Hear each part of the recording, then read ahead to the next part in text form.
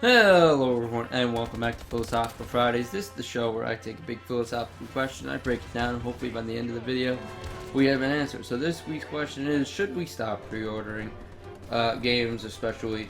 My answer is yes, absolutely. And I've been burned on this far too many times. I never learned my lesson. I've got to stop pre-ordering.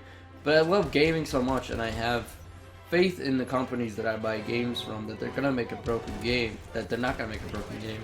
And time after time after time, I buy broken games. I've had such bad luck with that. Mostly because a lot of AAA games recently have been flat out broken. Arkham Knight was the most recent example of me getting burned on a AAA game.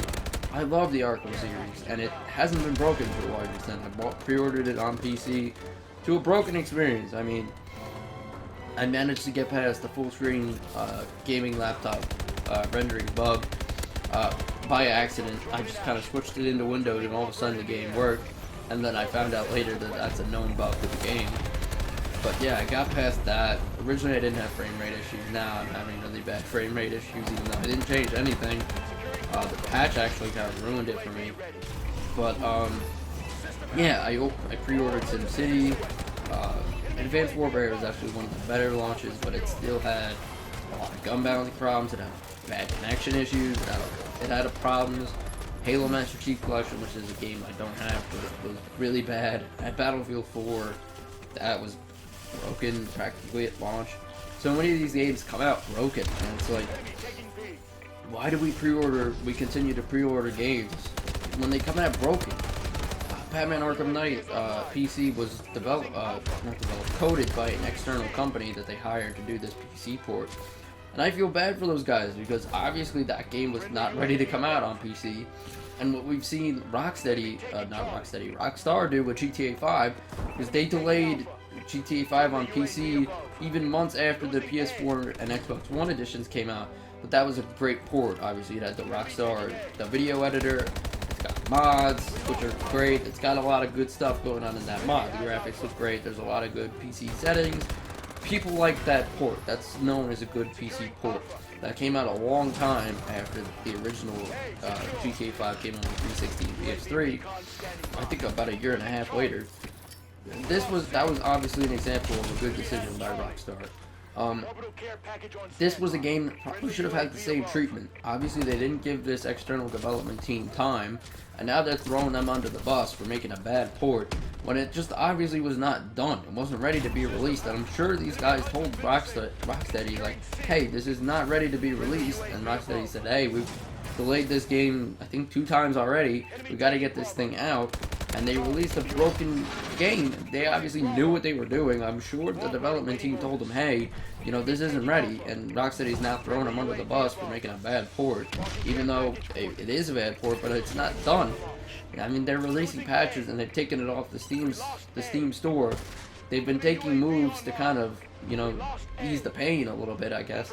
But they still let people pre-order and play this game that's broken. They should have just delayed the game again on PC. I mean, I know that's a bad decision. People didn't want to wait for this game anymore. But you can't release a broken game like that anymore. I mean, it's just getting old at this point. Like, can we stop releasing broken games? Like, as you can see, I love video games. It's one of the best mediums for me. I think it combines a lot of the best stuff between movies and art and, all that stuff. But, like, I can't keep pre-ordering broken games time after time. I keep getting burned by studios whose games I think are going to be good. I don't think are going to be broken. I don't have these super high expectations of it's got to be a great, fantastic game. But for $60, I want to get something that works at least. Like, I don't think that's such an unreasonable request. But I keep getting burned time after time by games that come out and they're broken. And even if they aren't broken, they still have issues that need to be patched. Back in the day, when you bought a game, that's how it was. There was no patching. They didn't have these online updates. They could easily patch games like that. So they only had one chance to get it right. Once you bought that cartridge, that's how it was gonna be. They couldn't patch it. That's how the game was. And I think that held developers to a higher accountability, because they knew they couldn't just go around and patch the game later. They knew that they had to release a good game, because that was the only game they got to release. You couldn't just send out a patch to the cartridge or something. Like, that wasn't how it worked back then. They had to release a good game, and I think because developers now, they can so easily patch the game, they just release games that are broken, and they know that they can get around to patching it later, when they should just release a game that works out of the box. I don't know why that's a hard thing to ask for.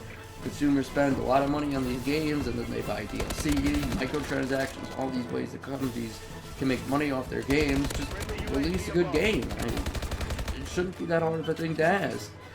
If the software engineers tell you this game isn't ready to be released, don't release it. I mean, just delay it, do what Rockstar did. Sure, people didn't like it being delayed, but it's a good port, GTA 5, and just leave it at that. Don't release broken games. I mean, there are definitely reasons why game companies love pre-orders, and because they get money in their pocket, you know, before the game is even out.